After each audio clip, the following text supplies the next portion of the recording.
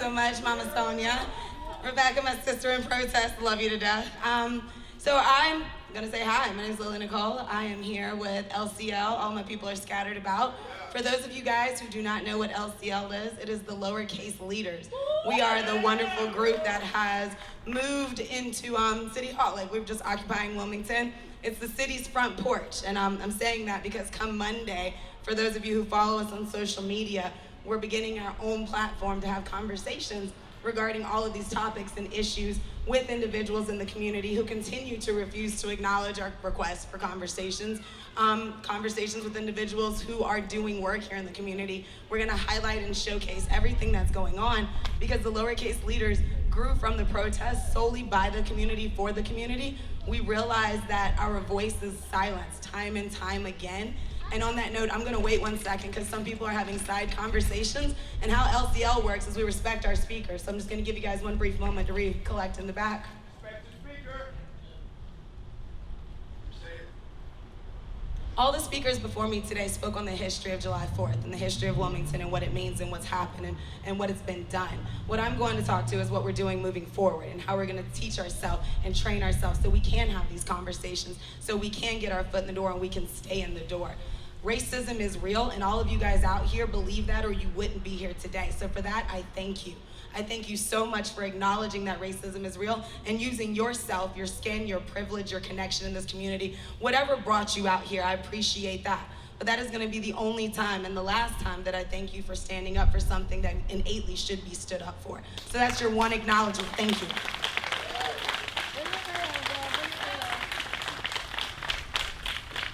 But moving forward, just showing up is no longer enough.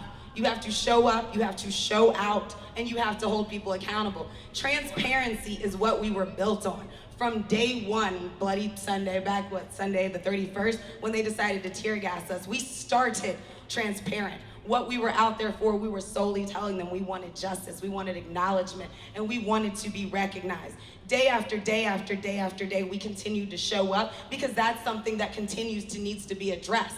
They tried to throw hurdles at us, they tried to throw hoops. We got permits. So we are legally occupying the front porch of City Hall because that's where we belong. This is our streets. These are our neighborhoods. These are our communities, and these issues relate to us and they relate to the greater whole. So we're gonna keep showing up every single night from 5 to 9 on those steps to protest because shit hasn't changed. We're gonna give a gentle nod. Thank you for moving 2 statues temporarily. We're not celebrating that shit because it should have been done. All of these people are talking about conversations that are being had. I'm not impressed because those conversations have been had by myself in the last, month and a half that I've been doing, been had by my sister in protest, the years that she's been doing, my mom in protest so much longer, and so many other officials who aren't even out here, who are affiliated with the cause and fighting for the cause and have been in the streets from birth. These conversations have been had. So no, I'm not giving a nod to our elected officials for thanking them for moving the statues. Bitch, what about the rest? You took down 2, that's it. You took down 2 and you temporarily took them down. And I'm gonna continue to say temporarily because I've had conversations with some news people who wanted my opinion and they asked me aren't I happy? No, I'm not happy because it should have been done. I wanna know what's happening with the rest of them. And I wanna know the permanent location for them or the permanent decision because this temporary 90-day thing that they're trying to get us all sewn up in this little web of behavior, they're going to lose your interest. You're going to forget come September when those statues pop back up and you're pissed. You drive by, oh my God, why is that? Bitch, because it was down for 90 days, that's it. That's why. So I'm gonna remind you, it's only a 90-day removal. You need to hold those people accountable and find out what's going on with the rest of them and when are they all staying down for good. So no, I'm not celebrating the fact they did something they should have been done long before I even moved to Wilmington and made it my home. These conversations were happening way before I planted my roots here. They need to fix that problem, bottom line. But on that note, what I'm gonna roll into, racism is real. But you know what's not real? The fact that we can't prove that in a court of law. I cannot prove that your systemic racism is hurting me and has been hurting me and my brothers and sisters across the world. I cannot prove that your systemic racism is holding me back from growing in my job, is keeping me from different positions because of your intentional microaggressions. I can't prove that shit. But you know what I can prove? I can prove systemic violence. I can prove intentional violence. I can prove that these coveted elected officials are constantly enacting and supporting acts of violence upon marginalized communities. I can prove that you have backed and you are constantly putting money into programs, into redistricting, and to engagement opportunities that are systemically marginalizing our community. And you know what I can do? I can prove that that act of violence is now a public health issue because you are intentionally hurting these minorities, predominantly minorities. I can prove that. You wanna know why? Because all the sciences in the world, numbers don't lie. People hate math with a passion, but those numbers do not lie. So I can track those numbers and find out who backed whom and who got elected because of someone's super PAC. I can track those numbers across your campaign. You know, people have held offices for 10, 15, 20, 30 years. They keep telling us, go back and look at what they've done. So let's go back. I can track the policies that they've pushed. I can track the redistricting efforts that they've supported. I can track what programs they put money into and what money they have not put into. I can track those grants that have been applied for and allocated on a percentage basis, mind you. Not all allocations, not all money was given. They chose how much was given to whom. And also that's public record. So we all can track that. And I can hold you up and hold you accountable for that because numbers do not lie. So I can prove that you are intentionally encouraging systemic violence. I can prove an act of violence is a public health issue. And now I can hold you accountable. And now I can take your ass to court. And now there are several civil lawsuits that we need to be researching so we can start filing them. Because that shit will hold up in court of law. Acts of violence can be proven. We have to retrain our way of thinking. I'm not saying stop talking about racism because racism is real and alive. But what I'm saying is so you guys can get your foot in the door, so you can have a seat at the table, so you can sound like you know what you're talking about. Start using the word violence. Start proving their acts of violence. Republicans hate it when you throw in their face that they're wasting money, but they also hate it when you throw it in their face that you've tracked their spending. I love Vanessa says she likes her receipts. So do they, and their receipts are public because they're public officials. So everyone wants to know what they can do? Track that. Track those numbers. Hold people accountable. Call your elected officials. If you don't know who they are, we have sheets at our table. We'll inform you. We can find it online. We will have it readily accessible. There literally is no excuse anymore for people not to be holding their elected officials accountable. There isn't. If you feel like your voice is not heard loud enough, respectfully, our white allies, call your mama, call your daddy, call your grandmothers. Ask them where do they stand on this issue. Do Black lives matter to them? Do marginalized communities matter to them? If so, call them and tell them to call the representatives. Especially here in Wilmington, there's a lot of affluent white families. If those people are not making those phone calls, then they stand directly against you in this march to equality. They think you are a lesser human being, and you need to call them out. Respectfully, fuck your family, fuck your family's feelings. My family is from Duplin County. And I haven't talked to half of them in a very long time, and this was way before Black Lives Matter happened. My family's homophobic. I've been open and out since I was 16. Fuck your comfort, fuck your feelings.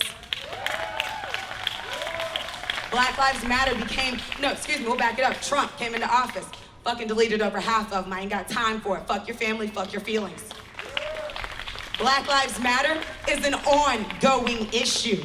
We're just now fortunate enough that the rest of America gives a damn, and they're stepping up with us. And when I say the rest, that is a loose term. It's hit or miss. It's a pocket collection. States, some countries, you know, it's still hit or miss. But because of COVID, I call it the perfect storm. That's why I feel like we have this momentum. COVID sent a lot of people home, and that is super unfortunate. I am one of those people that was furloughed. We had a lot of time sitting at home in quarantine. People's gardens got really good. Netflix was burnt out. Local news kept getting flip. But we were all home. We were all home for a month with nothing else to do but watch the atrocities on TV. You could no longer plead ignorance. You don't have to be on social media to see what happened.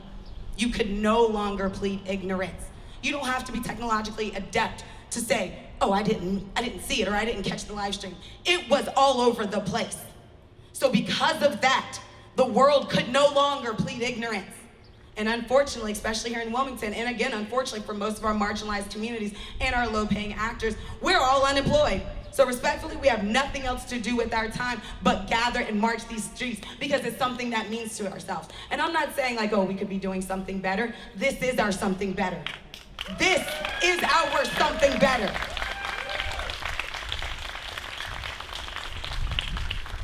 Black Lives Matter is not a political statement. It is a humanitarian movement. Bottom line. I'm gonna say that one more time. Black Lives Matter is not a political statement. It is a humanitarian movement. There are individuals getting asked to leave their place of employment for donning a mask, which is appropriate during COVID, that was Sharpie written over Black Lives Matter at Whole Foods. Happened these past 2 weeks. They reached out to us in pure frustration and aggression and just didn't know what the hell they could do. So you know what we did?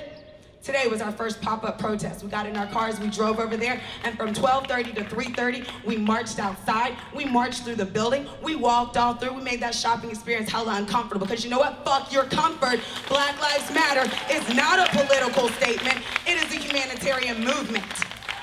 And I'm bringing that up because the reason they gave these young African-American employees for asking them to take their mask off or leave is because they do not have political alliances. You know, you can't use politics in the office. Black Lives Matter is not a political statement. It is a humanitarian movement. Bottom line, you're either racist or you are not racist. Bottom line, it is unacceptable for companies to no longer take a stance or make their stance known on Black Lives Matter. It's not about politics, it is about straight up racism.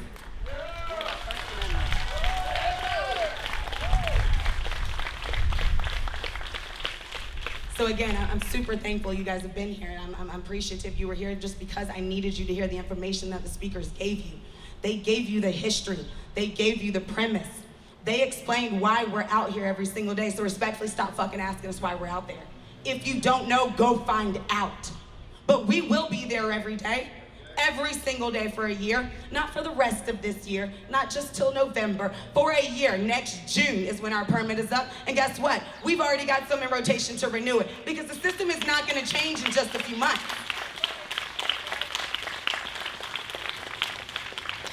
This is a movement. This is a marathon. This is the last fucking time I'm passing the baton. My grandparents fought hard. My mother and my father, interracially, they fought hard. Our generation now, we're out here fighting hard, and I'll be damned if I pass this shit to my kids. That's not an option. I'm telling you, I will not pass another racist ass baton to another generation.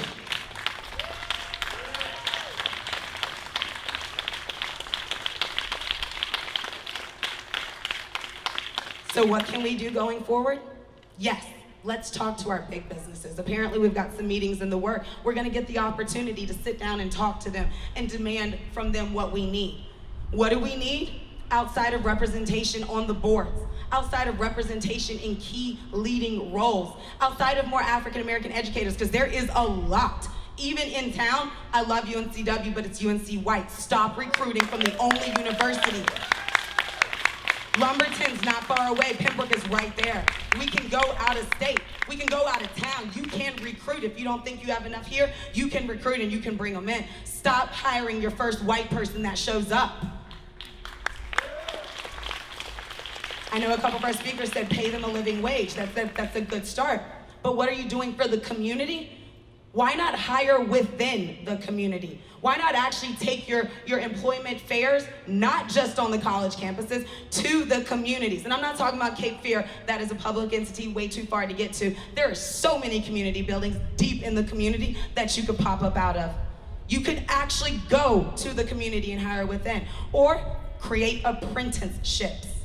Apprenticeships don't exist anymore, and for Wilmington to be a trade town, that baffles me.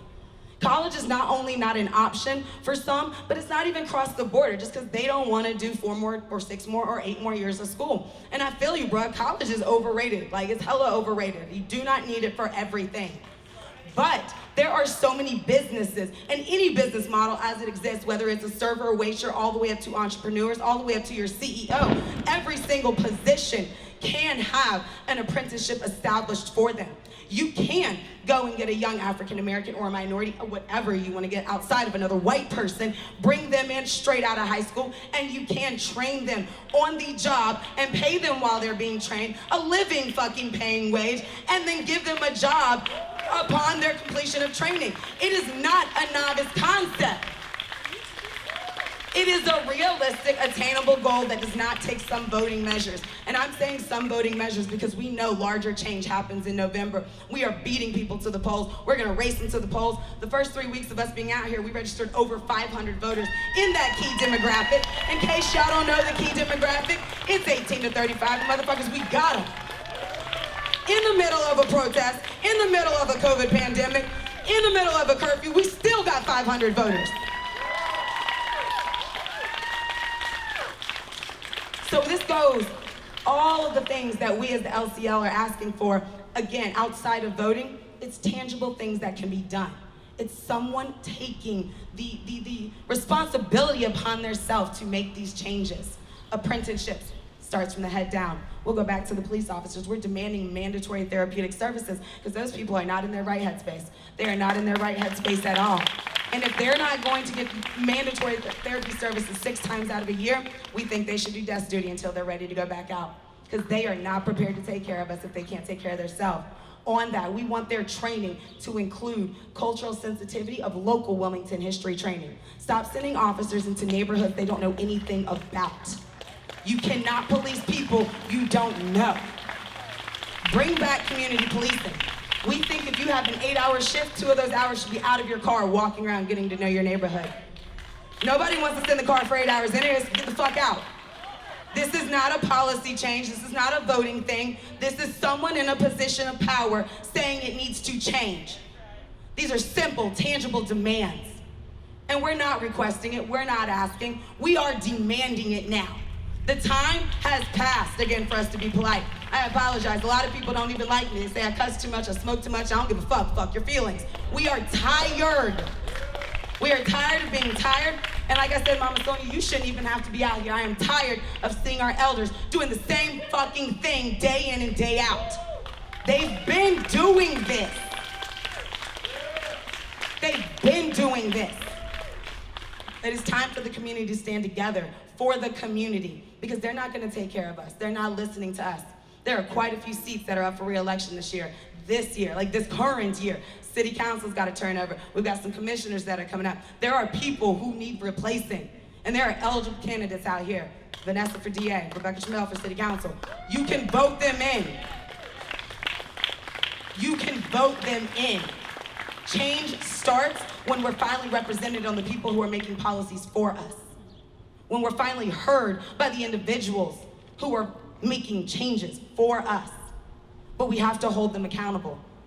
Lock those cops up. Like I said, there are individuals getting asked to leave their place of appointment for simply just wearing a Black Lives Matter face mask.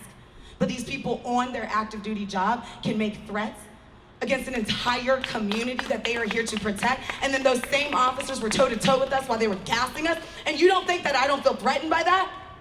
I think all minority people, all people of color, or any women who feel, or even men who feel as though in any way, shape, or form that they're not safe, we should go out and file protection orders against ourselves.